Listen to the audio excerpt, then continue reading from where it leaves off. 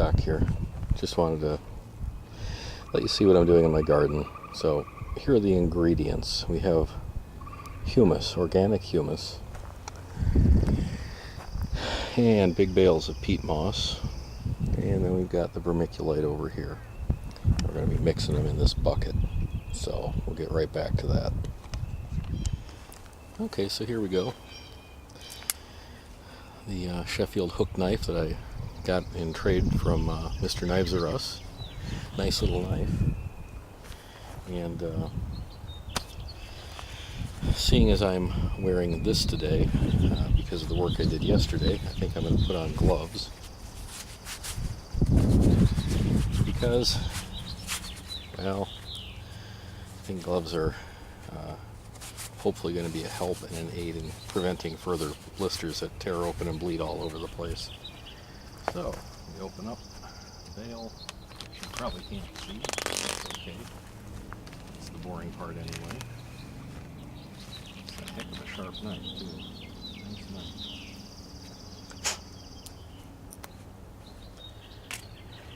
And I don't know if you can still see this, if you can. Just get that bad boy in there. We take about a third of a bale.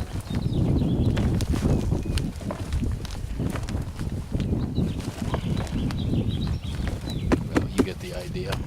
We'll be back in a minute. Hey folks, back again. So,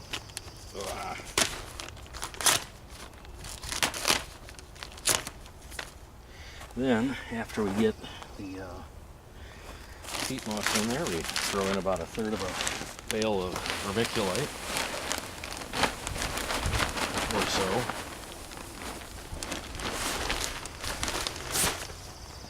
It's definitely an or so. Let's see.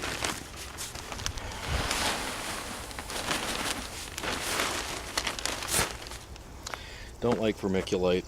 Then, after we get that done, now comes the fun part, where you get to mix this stuff in. And I need the gloves on. I can already feel it in my hand.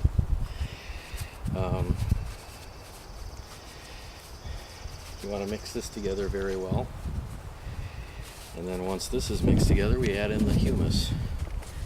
So instead of boring you with the mixing process, we'll be back.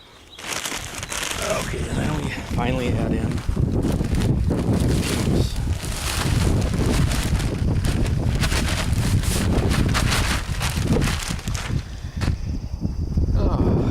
And then, of course, we mix this in.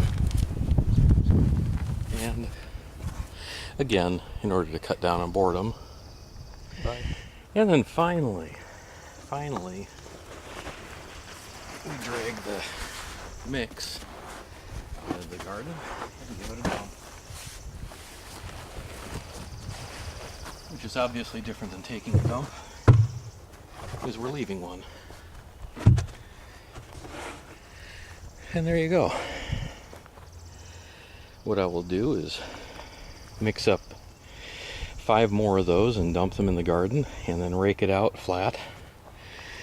And when I do that, excuse the movement here, when I do that, we're going to look like these gardens here. Nice, flat, and ready to plant. I'll give you a close-up over here. This is my weed patch that's supposed to be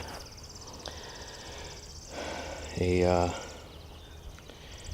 trench of asparagus, and here also on this side.